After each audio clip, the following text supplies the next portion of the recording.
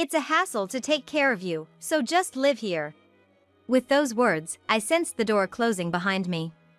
Then, there was a loud bang, and a bad feeling rushed over me, making me panic. "Mike! Hey, are you there? Mike!" I raised my voice in anxiety, but there was no response. The silence of the room only intensified my panic. "Mike, answer me!" "Ah!" Being unaccustomed to this wheelchair, I made a mistake maneuvering it and fell out. "Ouch! Why is this happening?" If I didn't vocalize my fears, I felt I'd be crushed by them. Where in the world am I? Am I just going to die here, all alone? It was when tears wouldn't stop due to my regret and sadness. "Catherine!" With the sound of the door opening, I felt wrapped in warmth. 3 days later. From the TV that she had turned on, there was a feature about some store. As I was listening, "Hey! What the hell is this?" The door burst open, and I heard the voice of the person I despised the most. "My name is Catherine. I'm a 32-year-old working woman, doing my best at a major company every day. Ever since I was little, I had a dream. I saw it on TV when I was a child and was totally enchanted. Since then, I've been studying a lot to make that dream come true, and now, I'm working hard every day to save up for it." "You should work hard, but don't overdo it, okay? Thanks. But working towards my dream is really fun. I bet. I love seeing you enjoying yourself." The one who said he fell for the hard-working me was my husband, Mike. He was a junior at my company, and our relationship started from him being my trainee. Mike, being smitten by my dedication, asked about my motivations and supported my dreams. Eventually, his persistence paid off, and we started dating. After several years, we got married. Both of us worked at major companies, so even if I set aside some of my salary for my dream, we didn't have any financial issues. Speaking of my dream, I have a companion who chases it with me. "Catherine, how's it going on your end?" "All good, Emily, how about you?" "Of course. We're just a bit short of our target amount." My best friend, Emily. I met Emily in high school. We became close friends due to the fact that we shared the same dream, creating a deep bond between us. Since then, Emily and I have been supporting each other, working hard to make our dreams come true one day. Before I knew it, my dream had become our dream. One of my monthly pleasures is checking the balance of my dream savings account. The more money gets saved, the more excited I feel, realizing we're getting closer to our dream. But, when I checked the balance this time, I was in shock. About $5,000 had been withdrawn from the dream savings account. Only 2 people knew of this account's existence: Mike and Emily. And out of them, only Mike knew where the passbook was. I rushed straight home and confronted Mike, who was lounging around. "Hey! Did you just take out money from my dream savings without asking me?" Yeah, I borrowed some." "Borrowed? You know how hard I've saved for that money, right? Oh, quit nagging. I'll pay it back eventually." He didn't seem the least bit remorseful, and I was boiling with anger. Why's a woman over 30 still chasing dreams? Aren't you being ridiculous? What did you just say? Lately, Mike has been mocking my dreams like this. He'd always bring up my age, suggesting that if I have time to chase such dreams, I should support his younger self. "Mike, you used to support me. Besides, that's no excuse to use my money. We're married, our money is shared, so what's the problem? There's money in there from before we were married. Where did you put my passbook?" After some pressure, Mike reluctantly handed over the passbook. I need to find a better hiding spot for this now. "Stop complaining so much. If you have that much saved up, using a little shouldn't be a big deal."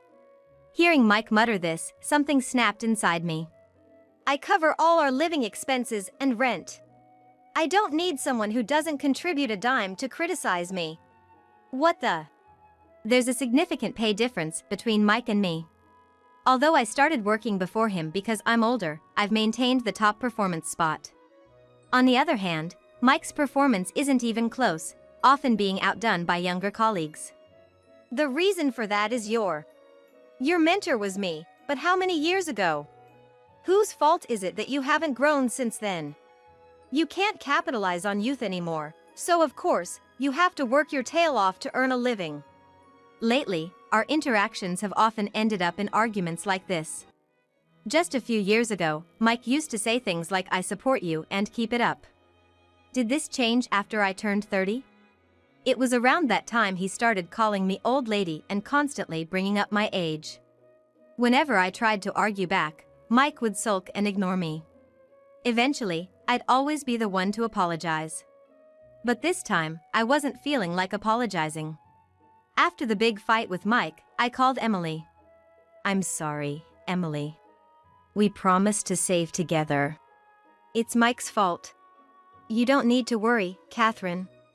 Feeling both remorse and gratitude for Emily's forgiving laughter, I apologized again. We were so close to our savings goal, but because of Mike, it felt further away. I let out an involuntary sigh, which Emily probably heard over the phone because she chuckled. "Happiness might be fleeting. Unlike me, you're married, Catherine. Some bumps in the road are to be expected." $5,000 isn't just some bumps, Emily. I'm glad we kept separate accounts. Absolutely. We need to be more careful about Mike from now on. You can say that again. Then, we chit-chatted about trivial things. Until that moment, I hadn't imagined what was to come or thought our friendship could be broken. I was on my usual route to a sales appointment. Reviewing contract details in my mind, I was crossing the pedestrian lane. Suddenly, a car that ran the red light was speeding towards me. Lost in thought, I noticed it too late. A powerful impact, and I felt my body being thrown. Amidst the noise around and the sound of the car leaving, unable to move due to pain, I blacked out. "Catherine! Catherine! Emily? Catherine! Are you awake? Hold on, I'm getting the doctor." Touched by the almost tearful voice of Emily, my consciousness began to return. I tried to open my eyes, but it was pitch black. All I could sense was Emily's frantic movements nearby. Not knowing what had happened, and not being able to move my legs, anxiety filled me. Then, a doctor, summoned by Emily, started explaining. "It might be shocking, but please remain calm. Catherine, your eyes were damaged in the accident." To cut it short, the accident left me blind, and I'd lost the use of my lower body. From now on, I'd live my life without seeing and confined to a wheelchair. Why did this happen to me? I was so close. I was plunged into deep despair. How could I chase the dream we were so close to achieving? Throughout my grief, Emily was always there beside me. "Catherine, I won't give up. I'll work hard for both of us. I'll achieve our dream and present it to you. So don't give up." Honestly, I thought of giving up on everything. But with Emily's continuous encouragement, I found the strength to rethink things. And then, "Catherine!" Upon hearing I'd regained consciousness, Mike rushed to my side. During my hospital stay, he remained by my side, comforting me, helping distract me from my woes. I felt nothing but gratitude to both of them. However, that was only at first. Emily stopped visiting. Now, being in my current state, I couldn't even contact Emily. What further devastated me was Mike's attitude. At first, he'd engage and chat. But slowly, he'd speak less and visit less. When he'd come to the room, all I'd hear was the tapping on his phone. "Hey, Mike? How's work been lately? Why would that matter to you?" His responses were cold. His attitude deeply hurt me, but what hurt more was Emily's absence. In reality, as a foolproof place Mike couldn't access, I had entrusted Emily with the passbook for our dream savings account. It's a dreadful thought, but had she stopped coming because she'd gotten hold of that passbook? Maybe Mike never really cared about me? With these thoughts, I grew more despondent. Alone in the hospital room, my days were filled with tears. After some time, I was discharged and went home. Frankly, I was filled with anxiety. "It's okay. I'm here for you." Reassured by Mike's sudden gentleness, I chose to be discharged. Afterward, I got into his car. The distance between my home and the hospital was just a short drive away, barely 10 minutes. But this drive was clearly taking longer. Mike? Where are we headed? There's a place I want to stop by. But I wanted to head straight home, and I felt apprehensive about traveling without my sight. Sensing my reluctance, Mike spoke in a soft tone. There's a place that'll help take your mind off things, even if you can't see. It's related to your dream, you know? My dream. The first person who came to mind upon hearing that was Emily. She had promised to achieve it on my behalf. She said she'd make my dream come true and present it to me. I hate to tell you this, Catherine, but Emily betrayed you. What? Emily did? What do you mean? Mike's words had me shaken. And I couldn't help but reply with a trembling voice. In truth, after Emily got hold of your passbook, she disappeared. I've been searching for her ever since. I apologize for taking my frustration out on you in the hospital. According to Mike, his aloof behavior was because he had been looking for Emily. The constant tapping on his phone was him contacting everyone he knew, trying to gather eyewitness accounts. At that moment, I couldn't fathom the betrayal and my thoughts came to a standstill. Normally, I would have picked up on any inconsistencies. But I finally found her. Let's confront her together. All right. And I found myself agreeing. The car ride continued for what felt like hours.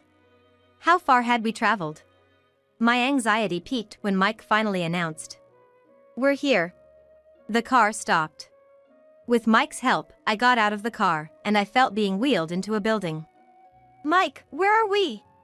I don't sense anyone else here. Obviously, because this is an abandoned house. What? I sensed Mike moving away. Panicking, I tried to locate him, but to no avail.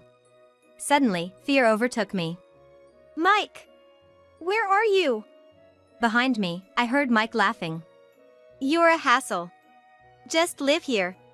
With that, I felt a door being shut behind me, followed by the distinct sound of a lock. A dreadful feeling overcame me, and I began to panic. Mike! Are you there? Mike! My calls were met with silence. In the deafening quiet, my panic escalated. Mike, please! Ah! Unable to navigate with my unfamiliar wheelchair, I tumbled over. I accidentally mishandled the wheelchair and tumbled out of it. It hurts. Why? I felt that if I didn't speak, my fear would overcome me. Where was I? Would I die alone, abandoned? As despair threatened to drown me and tears flowed freely, a familiar voice broke the silence. Catherine! The door opened, and I felt wrapped in warmth. I'm so sorry, Catherine. Emily. Is that you, Emily? The arms that held me trembled, and I felt dampness on my right shoulder. Was Emily crying while holding me? But why? What on earth is going on? Everything's going to be okay now. Emily's reassuring voice drowned out my confusion and questions. And just like that, I found myself under Emily's protection. 3 days later. From the TV Emily had set up for me, a feature on a particular shop was airing. As I listened closely. Hey! What the hell is this? With the sound of the door being swung open, I heard the voice of the person I detest the most in this world. Well, look who decided to show up. Catherine, you okay? Yeah, absolutely. I've got a bone to pick too. From the sound of it, Mike was clearly panicking. Emily and I confronted him. Why the hell are you alive? Because I saved her, obviously. That day, Emily had gotten to the abandoned house before us and hid nearby, waiting for us to arrive. And after confirming that Mike had left, she came to my rescue. You said you betrayed Catherine. I did. But not Catherine. The one I betrayed was you, Mike. Actually, right after that accident, Mike started to get close to Emily, trying to date her. Despite him showing concern for me, I felt a deep mistrust toward Mike for his advances on her. You realized I had Catherine's dream savings passbook, right? And you were after my own savings too. She had caught onto his scheme. Refusing him outright was easy, but she worried that he might harm me. So Emily decided to play along with Mike's scheme, pretending to betray me. What's that about? Seemed like Mike was shocked, not expecting to have been fooled. Emily had moved her savings to a different account, and to gain his trust, she handed over the emptied passbook to Mike. Her strategy of keeping him from using the funds in the passbook was really admirable.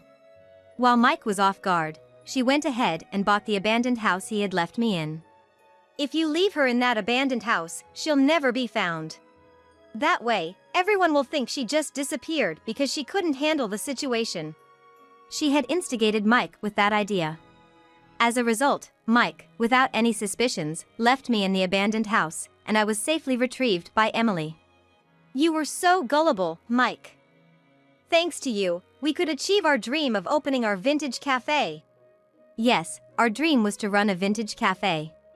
Emily had renovated the bought abandoned house, and it had its grand opening just yesterday.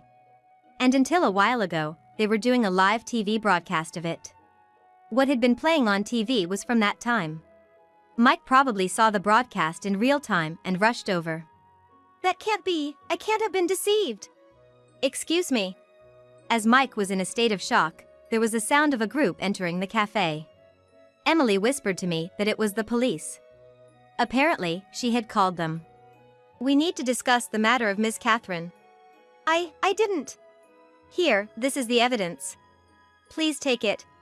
Thank you for your cooperation. After that, I heard Mike being taken away by the police, shouting loudly. I thought I heard him call out for my help, but I ignored it. He's gone. Yes. With Mike gone, the cafe went silent. Catherine? What's wrong? I'm sorry, give me a moment. I couldn't help but cry. We had finally achieved our dream of opening the vintage cafe. I had worked so hard to create a relaxing space for everyone. Despite that, considering my current state, not only managing the cafe but even being a burden to Emily was on my mind. Right now, we might have customers because we're new, but there's no guarantee they'll keep coming. With these thoughts, I couldn't stop crying. There's still hope. Maybe I can still see. In fact, I had eye surgery at the time of the accident. Because of that, I currently wear an eye patch. However, the possibility of being blind is high, and even if not, I was told my vision would be significantly impaired. With my lower body paralyzed, the suspicion of Emily's betrayal, and Mike's attitude, my weakened state prevented me from removing this eye patch, making me believe I had lost my vision. I kept my promise to make our dream come true. So, let's go to the hospital together. I nodded in response. And on our day off, Emily took me to the hospital. When the eye patch was removed, I was able to perceive light. With some adjustments, like glasses, you should be fine. The doctor's words brought great joy to Emily. Honestly, I couldn't see her expression. But I thought I'd give it another shot and keep pushing a bit longer. After that, I divorced Mike. Thanks to Emily's thorough investigation, the reason for Mike's outrageous behavior came to light. Mike had been cheating on me with a younger colleague. Moreover, that very woman was the one who had hit me with her car. Both of them were arrested for their respective crimes and had to pay me a hefty settlement. He made my best friend suffer. I'm never gonna forgive him, Emily said. Emily, calm down. Without you doing anything, he's already headed straight to hell. During an interview, I accidentally mentioned why I ended up like this. And also about being left behind by Mike. Naturally, Mike got fired. Even if he's released, hellish days await him. On the other hand, things were going well for me. Thanks to the settlement, I could buy some good glasses. With my vision restored, my motivation skyrocketed. Being in a wheelchair hadn't changed, but the list of things I could do had increased considerably. All the crafts sold at our shop are handmade by me, and I continue to make more even during administrative work hours. These crafts are popular among customers and have been a source of profit for the shop. With the shop booming, I had completely forgotten about Mike. Then, one day before opening, he came by. Catherine, I'm truly sorry. We ignored him and carried on with our usual pre-opening routine. Hey, you, a customer called out to him. Huh? Aren't you the guy who left his wife? What the heck are you doing here, showing your face so shamelessly? Mike, feeling the pressure from the customer's glare, left in a hurry. I smiled in gratitude to the customer. Thank you, Robert. No problem, glad I was here early. Robert was a regular at our shop and had been the cameraman when the TV crew visited.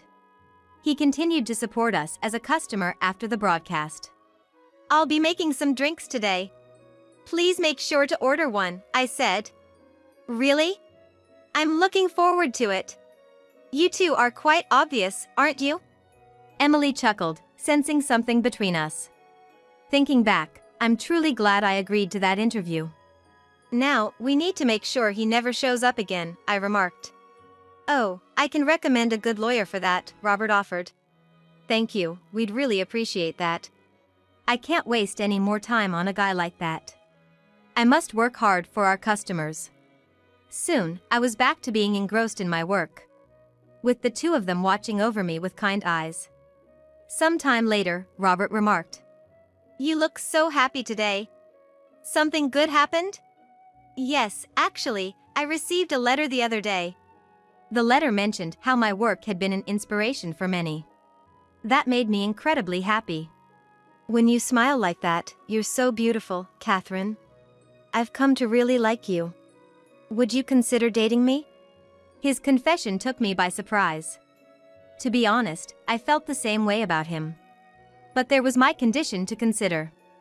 I explained my situation, and he said it didn't matter to him. Even so, I wanted to take some time to think. I just want you to be happy, Emily remarked. That's not so simple, I replied. Just make sure you don't have any regrets. Yes, thank you. Life was pretty smooth sailing for me. Mike, on the other hand, ended up in debt. He managed to find a job, but it was low paying, and he was overworked. Additionally, the family of his affair partner was giving him a hard time. They demanded he take responsibility for getting involved with their daughter. Well, all I can do is cheer him on from a distance. After all, he brought it upon himself. I'd be troubled if he relied on me now. Thanks to the lawyer, Mike couldn't reach out to me for help and seemed to be struggling quite a bit. He brought it on himself, Emily murmured as she looked over some information a private investigator had found. I agreed with her sentiment. Later on, I remarried Robert. He accepted everything about me, and I chose to respond to his feelings. While Emily celebrated our union, she too had someone special in her life. She mentioned a man who helped with the renovations of the old house into a cafe. Apparently, they had mutual feelings for each other for some time but were hesitant because of their age difference. Learning about our relationship encouraged her to pursue her own happiness. It's all thanks to you, Catherine, Emily said. And I owe all my happiness to you, Emily. If I had been alone, I would have given up on life a long time ago. I'm truly grateful for having Emily by my side. Will you continue to stand by me from now on? I asked her. Of course. I finally feel like I've repaid the favor.